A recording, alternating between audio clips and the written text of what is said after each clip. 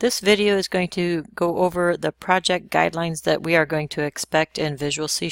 It will include how to name objects, expectations for submitting projects, and completing and saving a project for submission. We are first going to start by creating a brand new project. In Visual Studio, we go File, New Project. And we are working with Visual C#, so we are going to be working with a Windows form application. This will also introduce you to a few things about the environment and will emphasize how to name projects, which are part of the submission guidelines. When the new project window opens up, you may need to open some of these tabs, but we want a Visual C# project, and you want a Windows Form app. Your textbook doesn't always rename the projects to start with, but I want you to, and we're going to rename them with your last name, so whatever your last name is, and then we are going to do, this is just going to be a practice project. So your last name, I use an underscore, and then the name of the project that you're working on. If it's a Chapter 1 project, Chapter 2, etc., this should be a descriptive name for that project. You also want to make sure that you are saving this project in the appropriate folder. Right now, I am using my C drive because I'm on my personal computer, but when you are at school, you're going to need to click Browse, and you are going to need to find the folder where you will save all your projects. It might be on an external flash drive, it might be on your school drive, whatever drive that you use. You can try to use your Google Drive. That actually would be a really good place to save it as long as it executes or runs from your Google Drive. If it doesn't, you're going to need to make sure you're going to need to select a folder where you can save it. Always, you'll also want to back it up. So if the folder where you're saving them happens to be the C drive, especially if you're at school, you're going to want to back those projects up at night. And I will show you how to do that as well.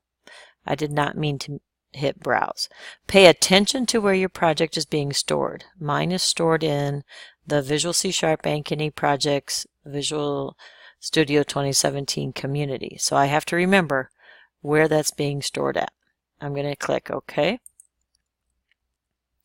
It's important to remember where it's stored at because that's where you're going to go to zip your file for uploading.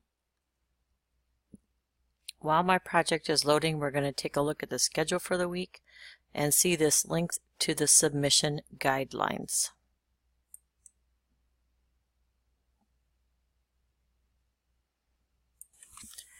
These are the guidelines that you will use this semester for submitting projects. The first one says to use your first name, last name, and chapter number. That's because I had twins in class the last semester. As long as you use your last name and your chapter number, as long as you're the only one with that name, you should be fine. You also will have an academic header that I expect you to put into your programs. The academic header just lists your first and last name, version of software you're using, what course it is, the homework assignment. Please include the page number from the textbook, a short program description, and the fact that it is this is your integrity and character statement, that it is your work and you are not copying from anybody else. Everything on the form must be renamed, and I will demonstrate this. Every text box, every button, every list box, whatever you use, whatever object is on the form, including the form itself, will be renamed. Your textbook does not always rename the form in their examples, but I will expect you to. Also, you need to follow common naming conventions for objects and identifiers. We'd like you to use camel casing on identifiers, use capitals for constants. You want to make naming identifiers descriptive. Hungarian notation is optional. I will explain what that is in the video. Whatever style you decide to use, you need to use it consistently throughout the entire project. My recommendation here, as it says, is that I want you to stress readability and self-documenting. No magic numbers. A magic number is a value that's in your program rather than a variable name. For example, if I used the value 0.07 for a tax rate instead of the variable tax rate, the 0.07 would be a magic number. In Iowa, that might be the local option sales tax value that you get charged for sales tax. But in Wisconsin or Florida, that might not be the case. Or if it's a universal or an international program, they will have an entirely different tax structure. So you shouldn't have values in your program that are kind of regional and used only regionally. You should use a variable for that instead. You want to keep your user interface and messages professional. Do not use poor grammar or foul language, and they must be spell checked. There isn't actually a spell checker, so you're going to have to manually look at things for spelling.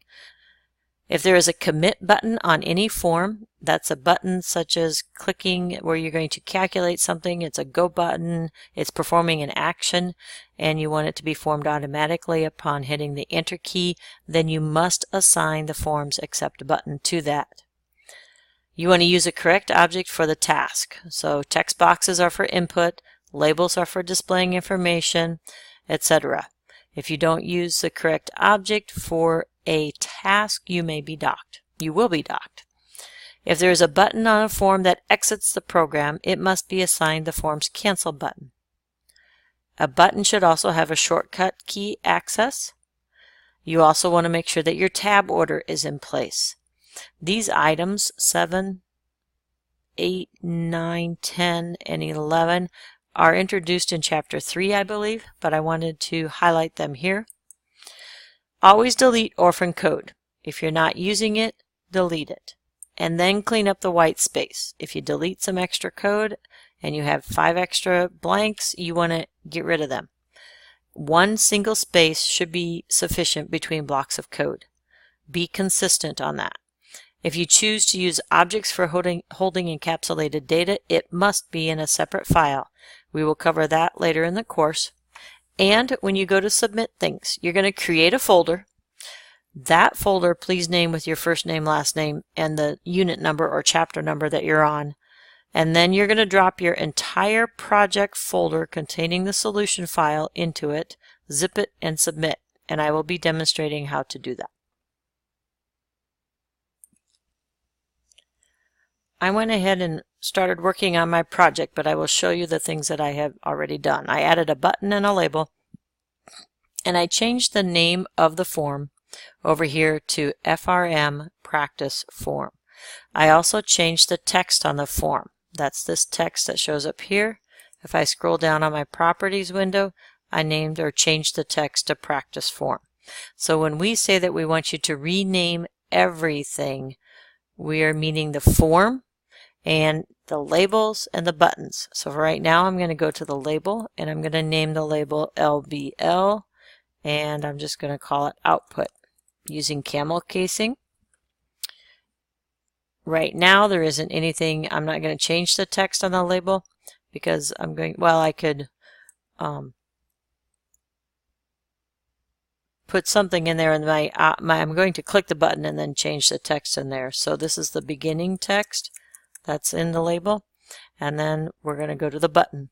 When I go to the button, I'm going to name the button BTN Click Me button, and then I'm going to go down and change the text on the button to Click Me. So if I select that, and then what I want to do, the beginning text that's there, I want to change the text just a little bit, maybe change the font.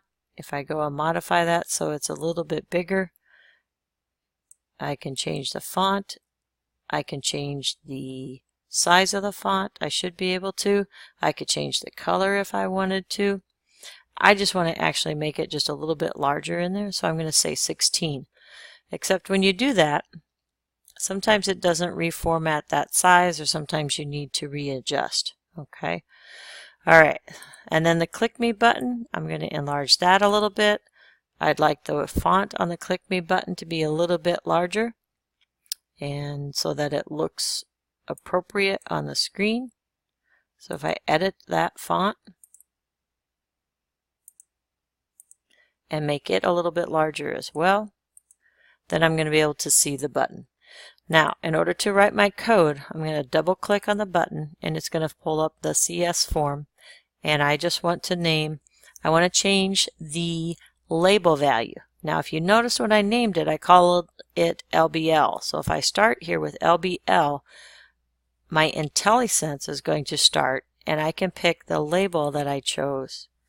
Label output, and when I click the button, I'm going to say this is the new text after button click.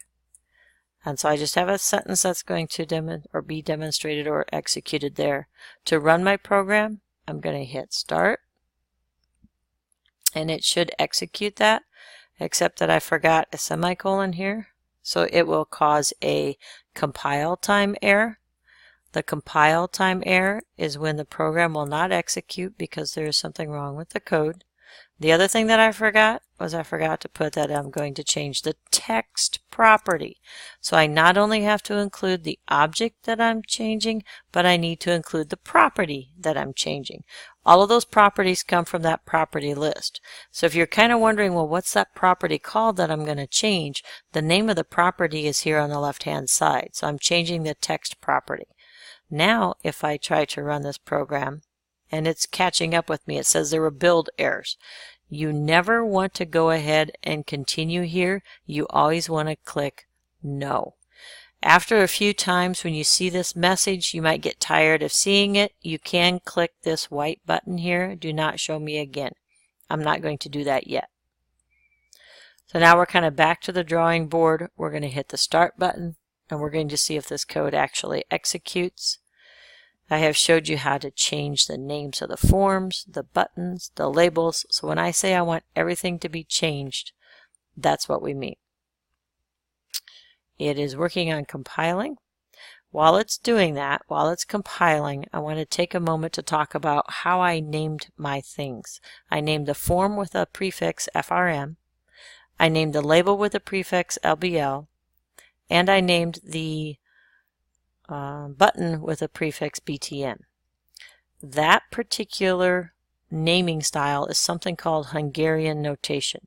There's a link here so you can come back to this and see it. I've also pulled up this page. Hungarian notation is there. You can find pros and cons to it on the internet. I want to introduce you to this style. You do not have to use this style, but it is here if you'd like it. And basically what it amounts to is there's a 3-letter prefix for objects. For example, FRM is a form, a checkbox is CHK, a combo box CBO, etc. And we will link this form in on your page. That's one way of naming objects. So when I said LBL, I was picking out a label. When I did a text box, I didn't have a text box, but a text box would be TXT. That's one way to name those objects. Another style of naming, let me show you. If I go back to the project here,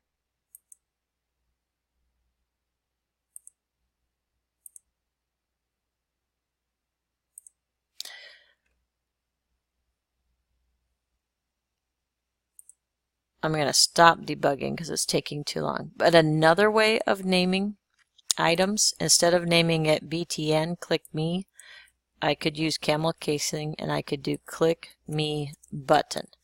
Your textbook will show that style of naming. Instead of LBL, it might be output. And that was a label, so a label. And then on the form, instead of form practice, FRM, it would be practice form, and then the FORM, the form on the end, takes care of that. Now I did notice up here that it didn't rename the form up here. And so sometimes, because I clicked in and clicked out and I must have saved or done something, it didn't take that. So if that happens, I want you to use a right click and rename the form here. You would do a right click and you should be able to rename it, rename the form. And we were doing practice form. That is one thing that we will make sure that you are doing, is to change the names of all of those objects. And if you change it here, it's automatically going to change it in all the other places. Okay? All right, so now that looks appropriate. We've got a button. We've talked about naming. We've talked about Hungarian notation. You do not have to use that. You don't have to use this form. I would recommend one or the other. Your textbook uses the practice with the name on the end. The advantage to that is if you are working in code and you go to your code and you're trying to find something that you did, you could do a Control F for find, and you could type in the word label. And then it's going to find every piece of code that has a label in it. That's one of the advantages.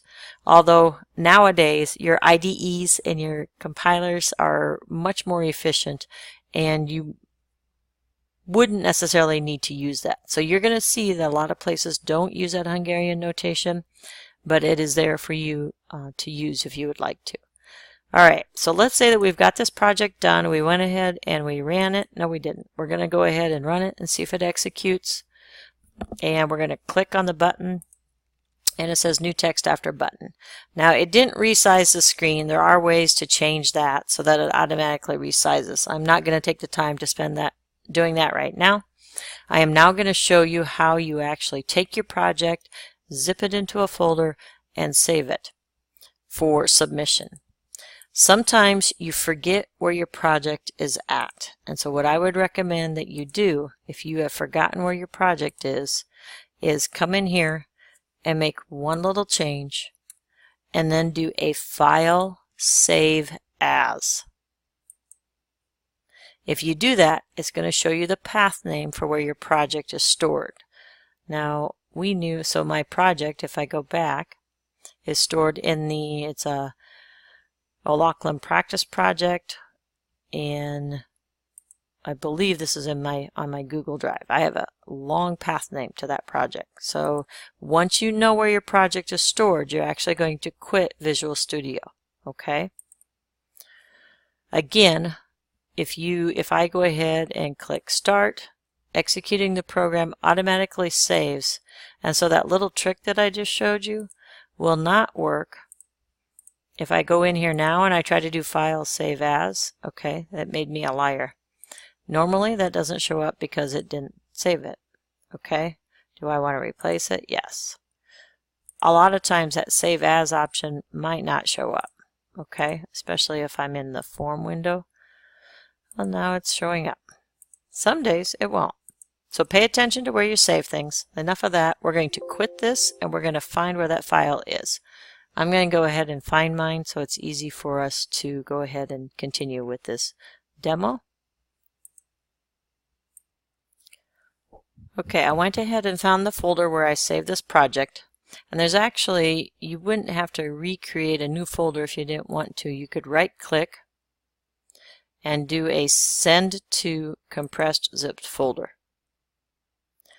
This is a zip folder that you are going to submit on course sites. If I were to go to course sites to show you the path for submitting that, you will go under Content by Chapter. You will go to Chapter 1 and 2. And this is, let's just say it's the Hello World program. I'm going to click on that link. And then you want to browse your computer. And you're going to need to browse your computer and find where that file is at. And if you remember, mine was buried. It's the zipped file that you want to upload. Mine will not actually upload because I'm the instructor. If I click Submit, it will give an error message, but you're going to want to click Submit. And so mine failed because I'm the instructor and it won't let me turn things in. But that's how you guys would go ahead and submit your files. That should wrap up the video. I think we've talked about everything. It is quite a long video this time. Apologies for that. But it has a lot of good information on getting things started. Good luck on submitting your first project.